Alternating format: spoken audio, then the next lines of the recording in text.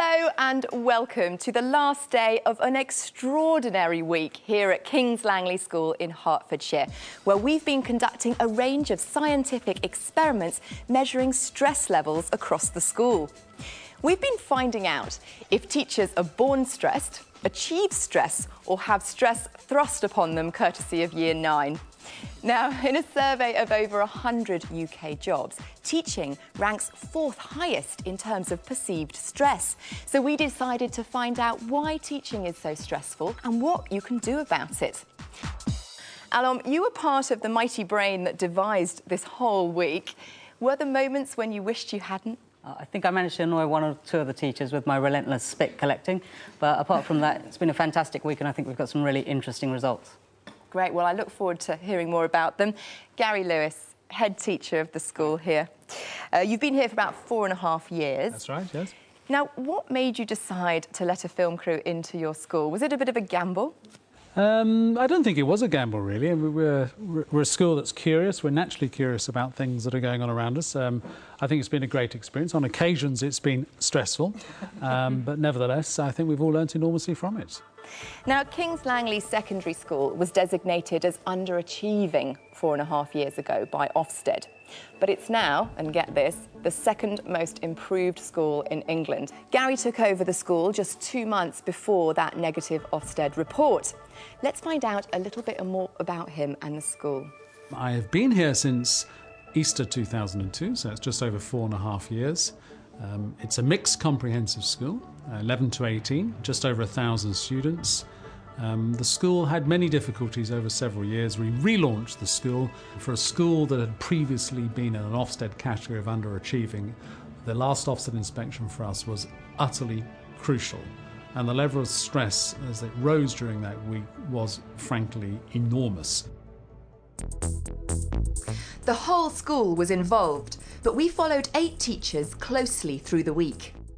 Emily is new to the profession, loves it so far, but will stress eventually take its toll? But it is obviously going to be a nerve-wracking experience when you're starting a new job and you post anywhere. PE teacher James, though young and fit, may be stressed. But would we ever know from someone who describes himself like this? Laid back, on the verge of laziness. Liz used to be a freelance in the cutthroat film industry. But is life as a teacher proving even more stressful? I'd like to think that I'm not a particularly stressed person, but if you ask my students, they'll probably go, "Calm down, miss." Jeff has 20 years' experience and is the epitome of the laid-back teacher. Or does that impression conceal years of bottled-up tension? Towards the side of laid back, I would say. My colleagues might say something different. Teaching assistant Helen has 3 children and is working towards a degree and probably comes to school for a rest. Does she get it? I need order, and if I don't have order, I feel chaotic. Demands on assistant head Chris include management, pastoral and teaching responsibilities across 3 different subjects. Is this taking a toll? Quite frequently, a whole day will be wiped out by something that you couldn't predict, couldn't see coming. Karen enjoys teaching enormously, is popular with her pupils and appears to find controlling her classes easy. Done. But is it all a front? Obviously there are days when it's quite stressful, but no, I don't think I am particularly stressed most of the time. For Tamara, is moving from teaching in Canada to taking classes in King's Langley causing additional stress? The behaviour of the kids here are actually they're not really that bad, but compared to what I'm used to at home, it's very, very different. Now, we've been following several staff lined up over here very closely all week. We've brought together a team of experts with a combination of scientific techniques to explore stress in the whole school setting. And one of the most innovative techniques that we used was an intelligent vest. Pisa has been known as a centre of fashionable Italian knitwear for years. But it recently became the place where the world's least stylish designer top was developed. It may not be much to look at, but it is the world's most cutting-edge scientific vest. Designed by the SmartX lab to monitor heart patients at a cost of over £2.5 million, Its readings of heart and respiration rates were transmitted wirelessly to a nearby computer. Because the sensors are woven into the fabric, the information can be gathered while the wearer is moving around and teaching normally. Through the vest, we had unprecedented access to our teachers' physiological changes within, which often belied their appearance of complete calm and control on the outside.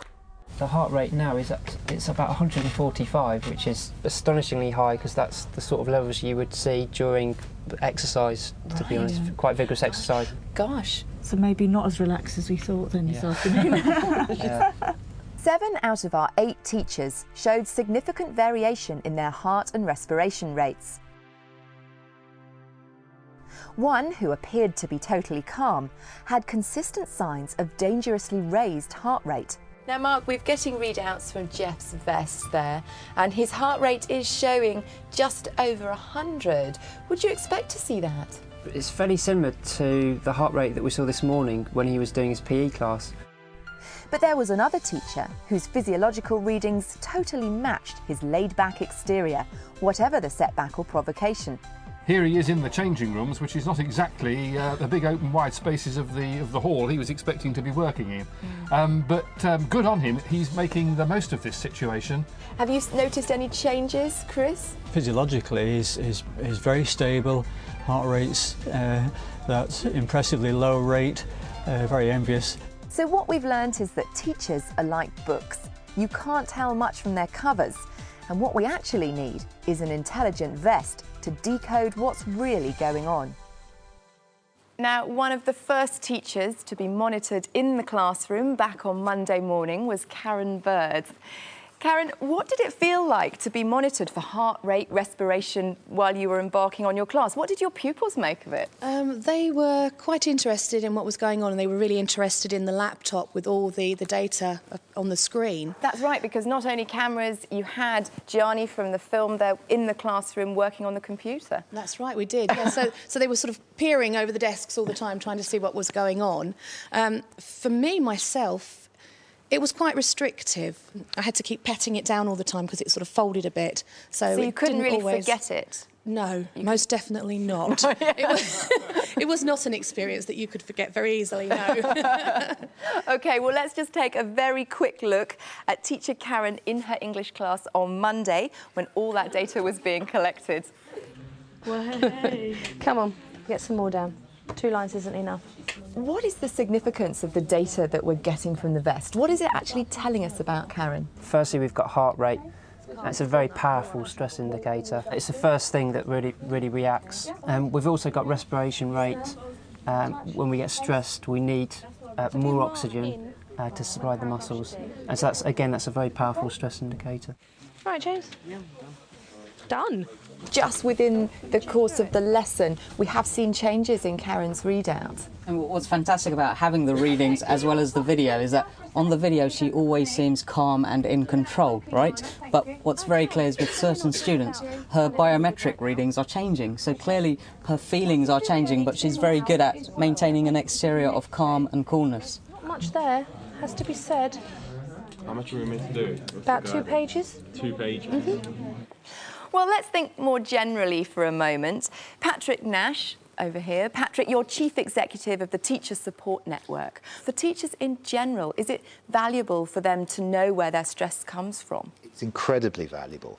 We see about 5,000 teachers a year for counselling, specifically working on issues of stress in sometimes quite extreme situations. One of the first things you can do in going down a journey of understanding and therefore improving your response to stress and indeed your tolerance for extreme situations is to really understand yourself in relation to stress. I think anything that does that, physically or emotionally, is well worth doing. OK, now Richard Faucet, over there at the end of our line of experts. Richard, you were in the observational hide with me, commenting on what we saw. What did you make of our experiments? Well, I think it was very interesting that what we saw and what was the pattern of data collected tended to tie up very often. We saw people working with students, with groups of students, and as was said earlier, you know, that the interrelationship with them clearly was sometimes not of the easiest, and blood pressure rose. OK, Emily, shall we have a look and see what's been happening over the course of the morning for you? If I just pop this in here, we should be able to get a readout. Hopefully now your blood pressure will go down. We'd like to sit back to here. At 11 o'clock, was that break time? That was when I was calling parent. Ah, there you go. But that's really interesting, how high it can go at that point in comparison to what you were when we first started, which is, it sounds like it's more like your normal blood pressure. And I think what was interesting was that we were able to identify patterns and perhaps, hopefully, as a result of this, might be able to offer some thoughts about how to cope with situations teachers find themselves in. Thank you very much, Richard. Now, Mark Hamer from University College London, you work looking at physiological indicators of stress in the lab. What was it like actually getting that data from the classroom? Well, I mean, firstly, what we're trying to collect biological and physiological measures in the sort of natural environment is incredibly difficult. What we do is collect data in a sort of controlled laboratory situation. So it was actually fascinating. What I was seeing was the levels of activation were actually greater, similar if not greater than what we can actually induce experimentally in the lab. So it was, yeah. And what value was the vest in doing that? With the vest you can see acute changes in real time. So it's a great value. Now, Alom, I know you were out and about in PE lessons rather a lot. Two of our teachers, James here and Jeff, take PE at the school. What are the difficulties of measuring physiological indicators of stress when people are exercising at the same time? Well, one of the problems is that physical exercise produces the same physiological responses as stress. So, for example, stress makes your heart rate go up, but so does running about. So that's why it was so important for us to use other measures to look at their stress levels in particular.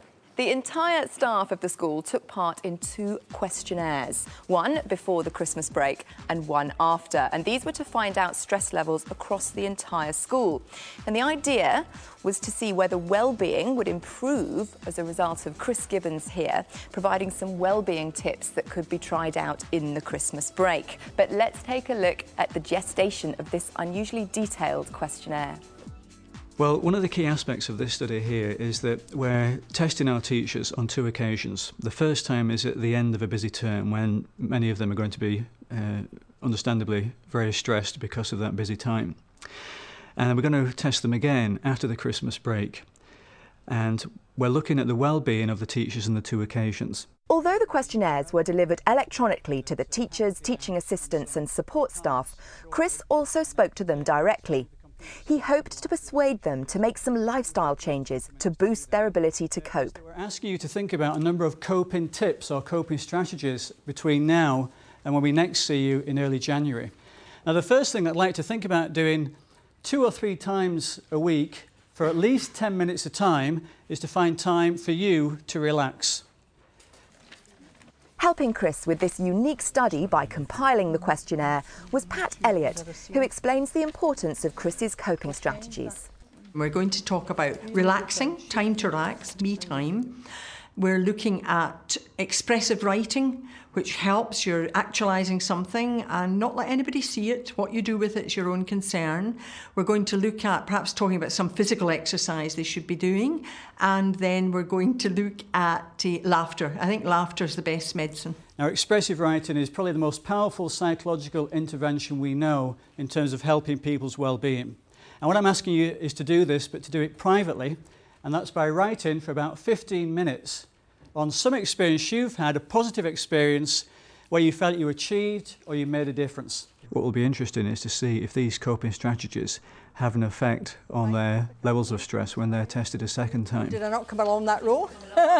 The benefit of the questionnaire to the school and to the individual teachers within the school is that we're able to profile the teachers that seem to be coping and coping well under these same stresses compared to those who aren't coping as well, and identify what it is, what factors they have in terms of their stress management that enables them to cope well. And the idea is that that could be shared with the other teachers in the school to enable them to cope better. So, Chris, what did you find then generally overall in the questionnaires about the school?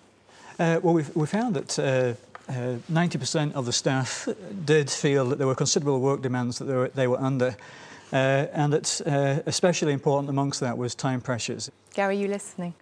I hope they felt there were demands on them. Now, in many ways, teaching is quite clear-cut in terms of you're trained to do a task, in terms of teaching, and there's a set number of tasks that you would have thought that most teachers would be able to do very well, and we're finding that certainly is the case here. But also within teaching, there are many experiences that can be a source of a confusion or ambiguity. It might be interpreting a new syllabus, dealing with a particular issue in a class. But what we found here is that the vast majority of the teachers, 88% of them, which is a remarkable figure, actually found that they could cope very well with these demands. And I would take from that that what lay underneath that is the kind of support network there is amongst teachers and the kind of collegiate ethos we see here. Not all the results were positive. There were some messages that maybe the school needs to take away from this. Okay. One of them was that a number of staff felt that what they were contributing to the school perhaps wasn't always being valued from senior management. There was an expression by a number of teachers that they would think about changing schools. In fact, in about 40% of cases, they would consider changing schools within the year. Right, OK. Well, I think that's an important point that has emerged. Gary, what do you make of that? I'm not particularly surprised. I'm very pleased about the fact that there's a real sense of a collegiate supportive system at the school, and it's something that's been here a long time, actually. It's not just in recent years. I think it's grown and developed in recent years. And I'm also not very surprised about the fact that a fair proportion are looking to move on. In the area that we are, there's a lot of fluidity, there's a lot of movement in teaching positions. There's a high density of schools, there's a high density area full stop. And we have a lot of younger staff who've been with us 3, 4, 5 years who frankly would be looking for their first or second promotion. So I would like to look at some of the individual figures. Yes. There's not many teachers I would like to see moving on, but it will happen. Now, Richard Faucet, can I ask you, what do you make of the results there that Chris highlighted, that in general the staff are happy, but perhaps less happy with management really listening to the troops? Well, you've got the school motto up here, unlocking potential for life, and I suppose what we're doing is unlocking potential for stress. And here you've got the potential which I think many teachers would talk about in their schools, and I think the message for people who are leaders of schools is that there is the opportunity for people to say, be listened to, and then for senior staff to react. OK. Well, Jill Jordan, let me bring you in now. This school has undoubtedly, well, it must have gone through a lot of changes just in the last 4.5 years.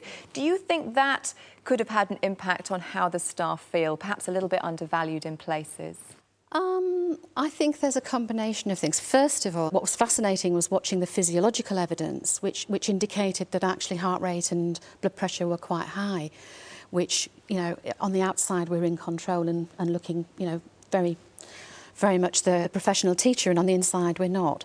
Any change will add to that pressure, and it will depend a lot on whether individuals are welcoming change or finding change a struggle. Right, interesting. Now, Chris, are there any other general points you would like to pick out before we move on to the specifics? What really stood out a mile with this group here were the levels of personal achievement. Working together, 1-0 to me. Oh, 1-0. The personal achievement was very high for the vast majority of teachers, and that would indicate that they are really fulfilled in the work they do. What was interesting is that actually time 2, when we came to test the teachers again, as a group their levels of personal achievement had dropped markedly. And that would indicate to me that actually it's as teachers, it's in the work you do with the children that you get that sense of feel good, that you get that sense of making a difference. Now, that strikes me as slightly counterintuitive. I mean, I don't know what people think here, but I would have thought that you come back after Christmas refreshed, feeling a bit better about yourself. But what the questionnaires are revealing that it's actually the other way round. Pat.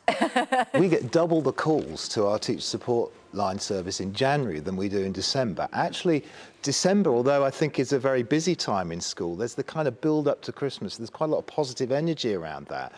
So, Chris, our volunteers, brave volunteers, agreed to waive anonymity and have their personal questionnaire results revealed. We haven't got time to go through everybody, but I think we should have a little bit of a look at what Gary's questionnaire said.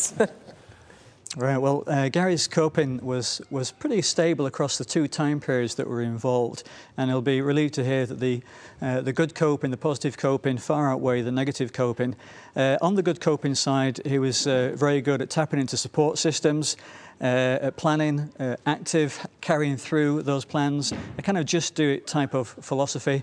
Can I just ask you to explain what a negative coping strategy is compared to a positive one? Well, an interesting example we see a lot with the teachers here is self-blame. Self-blame is a negative one, the tendency to perhaps take on too much responsibility for things that perhaps, you know, aren't your responsibility. Now, I have to say that as far as teachers go, if you're a manager employing a teacher and you had to have some negative coping strategies, then actually being quite high on self-blame is no bad thing, because it does indicate a very high degree of conscientiousness and perhaps taking on the responsibility of making sure you do make a difference with the students. Right, OK.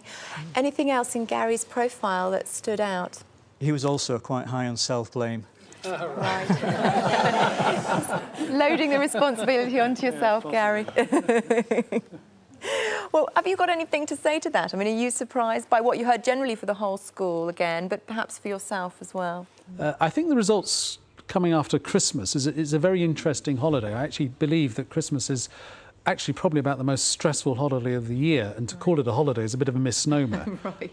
You know, there's lots going on, and often you come back not feeling as refreshed as you do, let's say, for instance, after the Easter break, possibly. I was pleased to get back to work after my family at Christmas, I have to say. In-laws for 2 weeks was far too stressful. Oh, gosh, yes. Worse than school. OK, well, let's single out somebody else. Liz, we heard from you earlier. Now, Chris, what did Liz's profile show? Liz was very good at planning. She was very good at the action coping, very good at carrying through those plans. And actually, those 2 measures were almost twice that of all the other measures we were looking at here. The only other measure that was almost as high as that was, I'm afraid, our self-blame. Right. You're nodding, Liz. Well, I think partly because I'm new to the school, started in July, and the subject's been new as well. So I felt that that lesson didn't go right. What can I do right this time? What went wrong? Was it my fault? Was it their fault? Have they not done it? Have I taught it properly? There is lots of self-blame going on there in me, definitely. Sorry. Well, all week we've been using a host of scientific measures and looking for indicators of stress. And one of the things we've been doing is looking at levels of cortisol in the body. Now, why is cortisol a good indicator of stress? Let's hear from Chris Gibbons. One of the physiological samples, the one in the chunky tube, measures cortisol levels. And we know that cortisol is related to stress. So the more stressed you are, the higher tends to be the level of cortisol. Cortisol does a lot of things in the body. It's sometimes referred to as the stress hormone. It reflects and relates to levels of depression and levels of anxiety. But you just put that in your mouth, chew away in that for 30 seconds to a minute, and then put that back in. If it feels like you want to swallow it, then that's the point to take it out. The chewed cotton wool swabs were sent daily to King's College Hospital. Once the saliva had been extracted, chemicals were added to each sample. The colour variations were then analysed by computer to determine actual cortisol levels for each individual at different times of the day. Higher levels of cortisol indicate the person is producing the hormone because they're in a state of stress to suppress the immune system. So it's a fairly reliable indicator that they are in a state of stress. Now, Alom, you were in charge of the cortisol swabbing of the school. All our guinea pigs agreed to be monitored over the course of a day. Can you give us an overview of the cortisol results? Well, there's some really good news from the cortisol results, which is that all our teachers had normal levels of cortisol when they were at rest during the weekend, for example. A really interesting thing to emerge was that, without exception, their levels first thing in the morning before school started were really, really high. So that's their anticipatory stress levels. Now, it could have been that we were contributing to that, but what I suspect is that the start of the school day is a stressful period of time for everybody in the school. The other thing that was really interesting was that with the cortisol samples, what you could see very, very clearly is at what points of the day the teachers were stressed. So, Liz, for example, the day we were watching you, something happened to you during period 4. I'm not sure what it was, but you were clearly very upset. Her cortisol levels shot up at the end of period 4. Liz, can you remember what that was? I think it's because you guys were in there. No, I had a small group of sixth formers all doing sort of production work. They were logging the editing, and I think probably the peak in my cortisone was probably matched with my blood pressure, in the point at which I was getting frustrated because they knew what they had to do. They knew exactly what was needed. They just weren't getting on with it. Make sure it's saved, otherwise it all goes wrong. Alom, any other specifics from the cortisol results you want to raise? We'll be talking to some of the teachers who took part later, but there were some worryingly high levels of cortisol response. Some teachers did seem to secrete lots and lots of cortisol at particular times of the day. OK, well, we weren't content just to use cortisol. We've also been looking at blood pressure. And Dr Nadia Wager, you've been our blood pressure expert for the week. Tell us about the way you were measuring blood pressure. Well, rather than like in the doctors where you just sit down and have a casual blood pressure reading taking, we were actually using an ambulatory blood pressure monitor, which automatically takes blood pressure at a set time interval. And we actually chose 15 minutes, which is quite wearing on teachers, I'm afraid. But it allows you to have some error readings, and you can get a nice spread and look at the different activities. It gave you roughly 4 readings per lesson, so you could see different aspects of what had happened during the course of the day. Well, we'll get some results for you in just a moment. I just wanted to ask one of our teachers, Tamara, you wore the blood pressure monitor. What was it like having this thing? Well, it was very visual. So naturally the kids were very curious about it. Every once in a while, it seemed all right, but I think it was about every hour or so, it would be painful. Right. And so, I'd be handing out papers and then all of a sudden I can't move my arm because it just hurts. So. OK, well, let's see about the results. Nadia, can you tell us a bit about what you found out about blood pressure across the school? OK, I'm going to try and do it without mentioning anybody in particular. Okay. But overall, I only got results for 7 members of staff because, Karen, we didn't manage to do you. Out of those 7, 4 are demonstrating hypertension throughout the whole of the workday. Now, for the vast majority of people, what was brilliant was the fact that during break time, lunchtime, there was also big drops in blood pressure that showed people were still going back to a resting point. But for some people, Nadia, are you saying that perhaps you'd like to talk to them and recommend that they see their doctor? I think actually there are some that I'd like to talk to and sort of just say, although I'm not a medical doctor, just to check, because it's the one opportunity you've had to actually be monitored in this way. And so I am saying, obviously it's much higher than it would normally be, but the levels are quite high. Okay. Any incidents that stood out from the week? In terms of actually raising stress levels, resourcing issues were one thing. Room inavailability, broken photocopiers, those sorts of issues. But you could really pick out a rise in blood pressure related to something. Yeah, and it's a dramatic rise. And having been a teacher and got to the photocopier and found it broken myself, trying to get in the classroom, the children are waiting. Dramatic rise. OK, well, I think we need to give Gary the right to reply on all of this. What do you make of the blood pressure results? Well, worrying, actually. I would have anticipated such sort of consistently high levels. I mean, that's certainly something I would want to investigate. The fact that they're linked with resourcing and resourcing issues is not a surprise, actually. The school, as we've mentioned earlier, had been in decline for some period of time, and that decline is reflected in all sorts of things, not least of which is underinvestment in the school, which is really quite considerable. So we do find ourselves quite behind other schools. We're trying to catch up rapidly. And indeed, I've made certain promises to the staff over the last few days, which are going to cost us dearly, but it should address... Well, you're going to have to keep them now. I will keep those promises. I will keep those promises. But it's not a surprise that the frustration and therefore the high blood pressure comes through lack of resources. Not a surprise at all. OK, well, thank you very much. Something else we tried out were stress dots. And the finance manager, Tom Horton, gamely agreed to wear some stress dots while we offered him a massage, courtesy of Simon Thornton.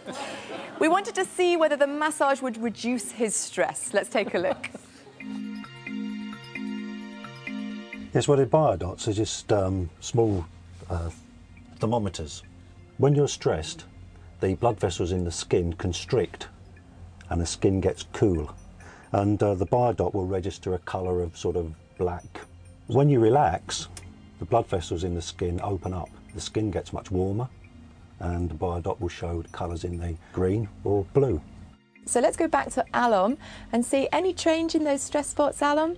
Hi, Tom. How are you feeling now? Well, I I should be more relaxed. Yes. I should be. Really? Yes. Let's see what your stress spot says. I'm afraid it hasn't changed very much, has it? It's still black, isn't it? It's still black. Yeah, you're still very tense. Yes. OK, well, I think Tom is actually still at work, so he couldn't join us today. But, Terry, I wanted to ask you about the stress dots. This is really your thing. Well, it probably wasn't long enough to the massage to actually get the sort of relaxation that we would expect to see the physiological changes. In this case, the increased blood flow to the skin, which would warm the skin up and therefore the dot would change colour to indicate that he was more relaxed. But yeah, they were good biofeedback for relaxation techniques and procedures. Yes, I mean, they might not always be conclusive, but I think in this case, the blood pressure, Nadia, did show a result. The systolic blood pressure didn't actually drop, but the diastolic dropped by 20 millimetres of mercury, which is a dramatic drop, which I actually took blood pressure twice afterwards, immediately after the massage and then 15 minutes after that. And that 20 mil drop was actually sustained. OK, what's the difference between those two types of blood pressure? Systolic is actually your blood pressure when the heart's beating. It's a force against your artery walls. It's at its peak at that point. And the diastolic is between heartbeats when the pressure is the less. OK, well, the questionnaires that we used were a psychological measure of the stress, and plenty of schools have filled out some sort of stress questionnaire before. But what we've done for the first time ever is to combine that psychological information with new physiological findings based on staff's DNA. Now, this is very new, groundbreaking research from Queen's University Belfast, just in its early stages. But it may be that our DNA can play a role in determining our levels of stress. Queen's University Belfast is a leading research centre in neurology and psychology. It has recently made a breakthrough in identifying why some teachers are more stressed than others. I don't think I am prone to stress. Oh, I think I do get stressed. Have an outward appearance of being laid back. Stressed. Laid back, I would say. Pretty stressed. I wouldn't say laid back. Prone to stress. Pretty laid back. 6. Okay, don't find any. So why are some teachers more laid back and others prone to worry? Our DNA may hold the secret to how we respond to stress, reveals Professor Gavin Reynolds. I'm really excited by this study. We're looking at teachers who are responding to stressful events, looking at their levels of anxiety, relating the genetic factors that we're looking at with psychological measures. We hope very much that this will provide us for the first time with an understanding of potential genetic factors that may combine with environmental stressors to help us understand why people respond in the way they do to stressful events and develop anxiety or not. The secret of our ability to deal with stress may lie in our levels of the hormone serotonin. Serotonin is a chemical messenger that communicates between nerve cells in the brain. It's important in a variety of complex behaviours, really. Control of mood, fear, happiness, and so on. And we're looking at the gene for one of the proteins that's important in serotonin function, and that is the 5-HT1A receptor.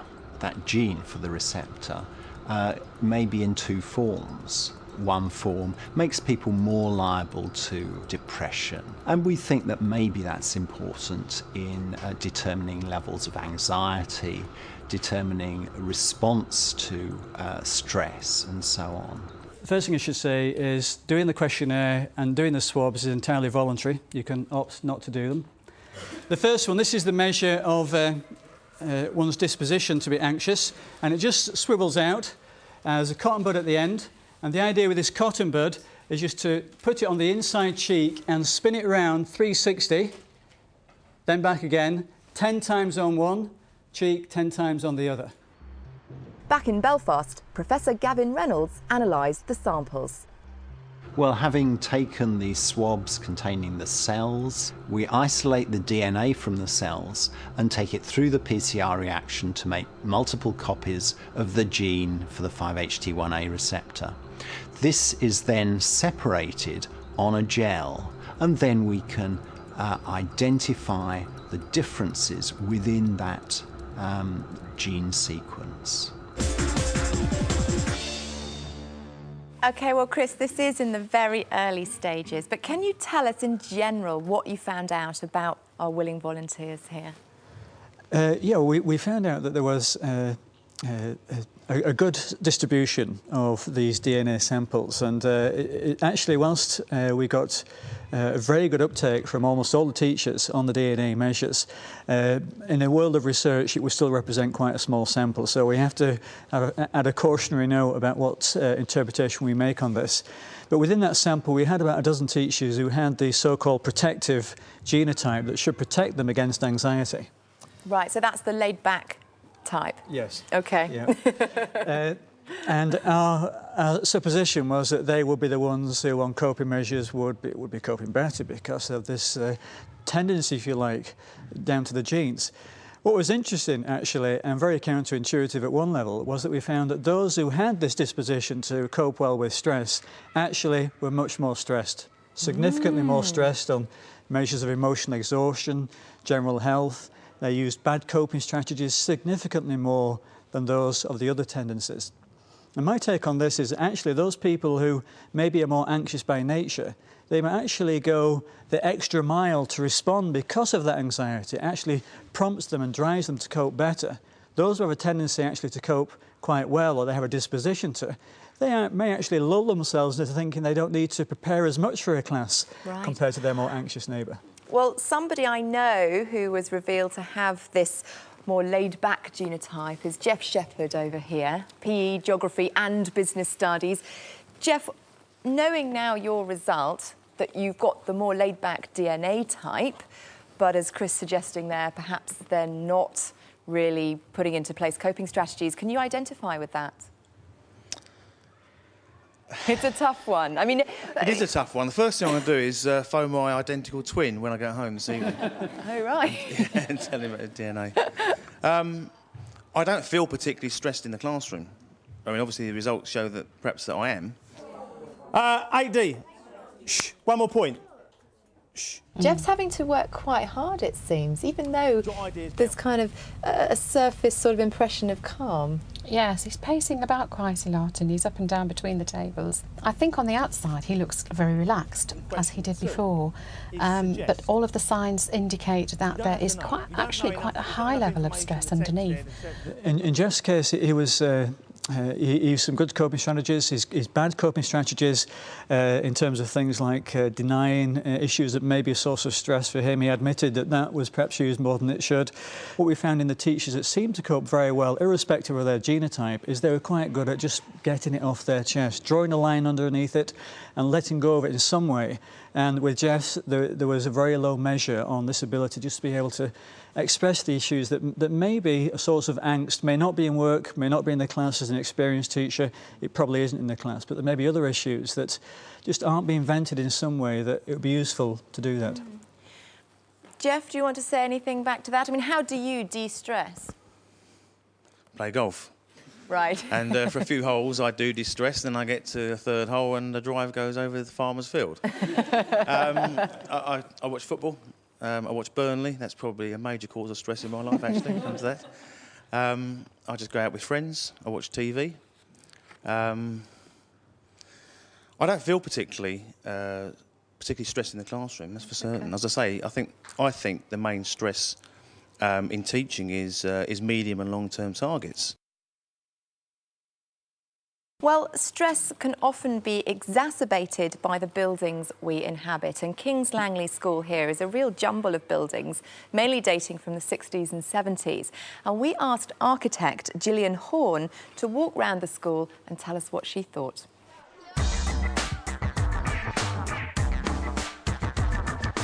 School buildings and the built environment can really contribute to a sense of well-being, but also to stress. Now here, the first point to mention is that the sense of arrival is pretty poor here, and it's a jumble of buildings and a car park to get to the entrance. I'd suggest that we get rid of these cars so that you can have a clear point to the entrance, and then we'll go and have a look and see some improvements there as well. When you found the entrance, you're then faced with the problem of actually having to go upstairs to the reception, which is unusual and difficult for the school, for students and for staff and for visitors alike. But I've got a potential idea for solving that over here. One of the biggest issues I have with this school is that it has no physical heart.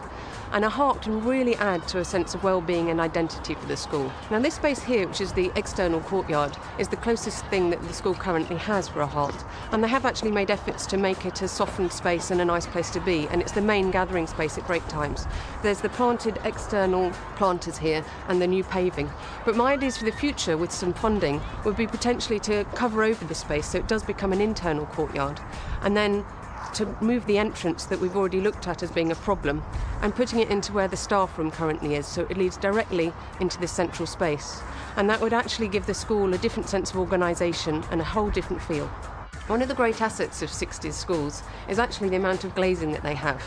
But here, as in actually many other schools, they've fallen into the common trap of keeping their blinds closed and putting the lights on, even when it's a cloudy day.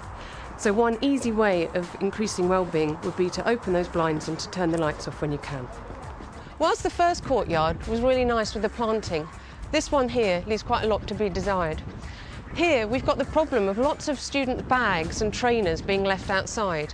And I understand that's partly because their lockers at the moment are in some of the classroom blocks where there's no access at break times. So one thing I'd suggest would be to bring the lockers outside, put them under some of the covered walkways and under these canopies here where they're protected. And it can also help reduce bullying and vandalism in these vulnerable areas. Well, Gary, some excellent ideas there from Gillian. What do you make of them? Well, it's very interesting to hear her talk about the entrance to the school. I mean, when I first arrived 4.5 years ago, it's the first thing that I noticed, or rather the lack of an entrance to the school. Again, it reflects on the under-resourcing. We have had a bid in for several years now for a new entrance, not quite where the architect suggested, but certainly a new entrance to the school, an area of reception for students separate from other visitors, student services, if you will. And some of the ideas about sort of enclosed atriums, sort of perhaps a Louvre-style glass pyramid, nice. Sounds absolutely fabulous, absolutely fabulous. As with all of these suggestions, the financial issues are quite considerable. But there were some nice suggestions there which would cost very little, but that could have a big impact. The simple one about the blinds and the light was an obvious one, yes. OK, Morag Kane, you're in charge of Hertfordshire's Wellbeing programme for schools. How do you think a building can impact on a school's well-being? Greatly. It becomes your home for quite a large amount of time in a way. Teachers spend so much time in the building. If the lights aren't right, the space isn't right, they're not going to be able to function as they would like to do so. So yes, it's going to have a great impact. And it's one of the top factors that cause stress to staff. Right, OK. Well, poor buildings can often mean a noisy environment as well. And one of the experts that we brought in, Christella Antoni, is an expert on the voice. Christella, you often see teachers back in your consulting rooms. What did you make of coming into school and seeing teachers at work? Lots of interesting points to pick up on, actually. The blood pressure being high throughout the day, I think could be related to the fact that teachers perform throughout the day like no other profession, really. It's very rare. So whereas a performer on the stage might be stressed for those couple of hours of performance, the rest of the day they're not performing, and so the blood pressure is likely to go down, but teachers really are on it the whole time. Visual light is a part of the electromagnetic spectrum, so the whole thing, radio waves, microwaves, infrared. Because she is a Canadian lady, she has high vowels and an element in her voice which is twang, which is fantastic for carrying. So her vowels are somewhere up there and they kind of bounce off the roof of her mouth. That will always carry acoustically. All right, people on the side, Dale, out. Don't act surprised, you know exactly what you did. In any time of stress, the larynx has a tendency to close, and closing in the larynx means that it gets tight around there. Once things start getting tight and you've got noise to carry over and information to impart, all of a sudden your voice can start closing down as well. And that over time has a big effect on the larynx. And once teachers tend to get voice problems, they tend to hang around for a long time. Right, OK, so it's just so important, guys, sitting over here, look after your voices. Chris, can I come to you? Because one of the lessons that we saw you teaching was a lower ability maths class. And actually, we did feel that you were working awfully hard but not getting a lot of response. It might have been because the cameras were there, but do you normally get a good response? I normally get a response. It's not necessarily a good one or a focused one. So actually knocking that response round to the response that I want is sometimes a bit of a challenge. You've got 5 minutes to get these filled in, starting from Now, when the activity doesn't appear to be matched to the ability of the children you're working with, it's much more difficult to engage them. Chris obviously has an expectation of what he wants out of the lesson, but I'm not sure that the students do. And that mismatch, the more you press on, the more you try and get that engagement with the pupils, the more stressful it becomes. they were quite fazed by the change of classroom environment. Yes. OK. Now, what about teachers themselves? What do they do to de-stress after a hard day in the classroom? I actually live with another teacher at this school, so we kind of de-stress by offloading onto each other a bit. And we talk and about our days, and even that in itself is a big help.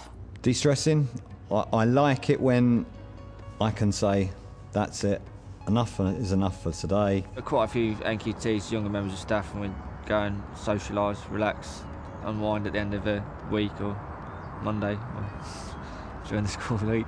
I play semi-professionally jazz guitar, and also I'm a musician at my local church. I try to get to the gym at least 3 times a week. People have said to me, how do you fit in the time? Well, I fit in the time because I know the benefits to me are enormous, even if it's just simply the fact that I will sleep better because of it. Well, some interesting responses there. Alan, what do you reckon? Kind of split between those that go down the pub, talk to their friends, and those that hot-foot it to the gym? Well, there seemed to be a bit of a gender split between the men going out and doing lots of physical activity and the women... James, I'm not sure James was saying that. No. OK, well, we also laid on a little bit of pampering this week. On Tuesday, for example, we suggested to some staff that they could try out yoga. Some had tried it before, some hadn't. Graham, the caretaker, he was a yoga virgin, but Liz, you joined in, you'd done it before. So let's see how they got on during their lunch hour.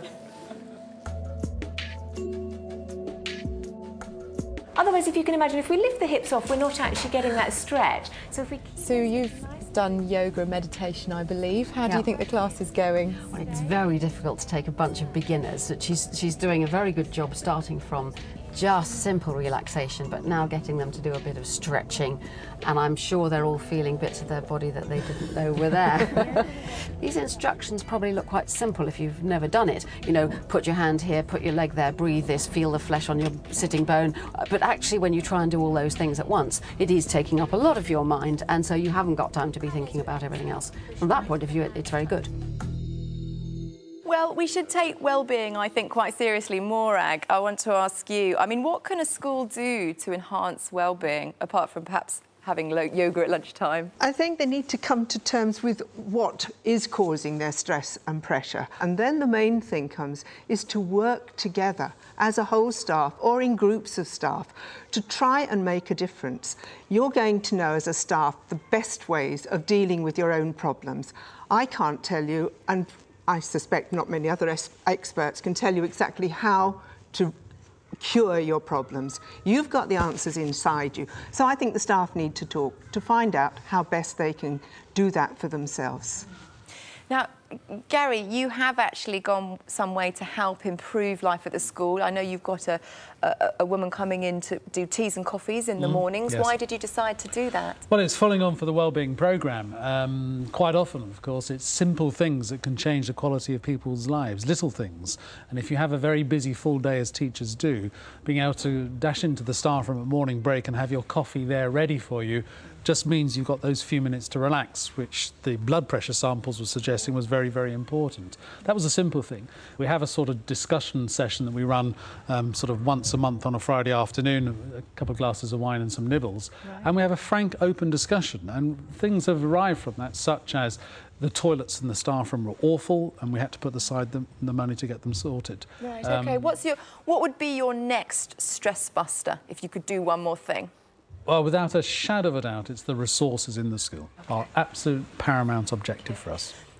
Pat, your work with the Teachers Support Network, what do teachers say to you about wellbeing provision in their schools in general? It varies enormously, and I think that schools that have started down the path of taking their wellbeing seriously are ones that make improvements generally more rapidly than those that don't. I think it's really fantastic you've done this exercise, and what I'd be interested in is coming back here in a year's time, because I think your awareness of stressors and what creates that, will have rapidly, enormously improved. And I think you'll find that quite a lot of the way you organise the school changes as a result of that. What we find in schools that have been in our programmes for 2 or 3 years and have taken it really seriously is that actually the way the school is organised is from a first principle of, well, how will this affect our well-being as a working team here? And that's a really good place to start. OK, well, now let's take a look at some of those moments during the week when I expect our subjects probably wondered why on earth they let a film crew anywhere near the school.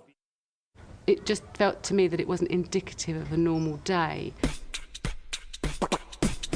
How's it going? How's it feel to be all wired up like this? Bionic woman. As long as I don't move today, I'll be fine. Fine, you'll be fine.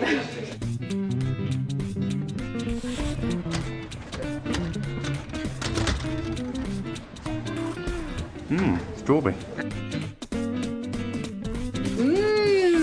Yum yum. Your ones always look dirtier than everyone else's. That's because I am, I'm afraid. It's years of strong coffee. He wants us to show our stomachs on telly. Anything I for a bit of oh, fun. hey, no, not. I can't do that. The vest won't inflate though. No, you'll be fine. I go floating around the ceiling, no? No different like Father Christmas. 4,168. Yes! Result. Competitive, are we? Just a tad. What did you really feel about it? Is that a delicate question? Well, if anyone can say what we really think. That's enough. James? Priceless. Are you going to share with us what you really thought? No. Well, we don't have much time left, but I want to get a feel for what the school has got out of this, what you thought happened. I mean, let me come to you, Gary, first. Thank you so much. It's just been a tremendous week. What are you going to take away from it? I think the increased awareness, talking about it, living this concept of well-being and stress, or looking at stress for a week, means that we're all so much more aware. And I think once you're aware, as some of our colleagues have discussed this evening, you've got some chance of tackling it rather than just sweeping it under the carpet. So, yeah, awareness, I guess. OK. Emily, we focus quite a lot on you. I loved your music lessons. I really wanted to join in. You haven't been teaching for very long, but do you think that kind of acknowledging that there's going to be stress involved over the coming years is going to help you combat it? Yeah, definitely. I mean, teaching is a stressful profession, and there are so many changes, and you always get things thrown at you, this week being a prime example. And I think the fact that if you acknowledge that you're going to be stressed, you can deal with it a lot easier. Well, a few words from the audience. I believe we have the Chair of Governors over there. Thank you very much. Stress is such a buzzword these days. Everyone talks about being stressed, and everybody probably means something differently. But to have had a scientific approach to stress, and for the staff to have been able to see the way that they reacted to their everyday working life, I think has been extremely important. And I hope that by talking about it and all being able to share in the experience, it's really going to help us. OK. So finally, a very big thank you to the school and to our experts. Thank you for joining us. Goodbye.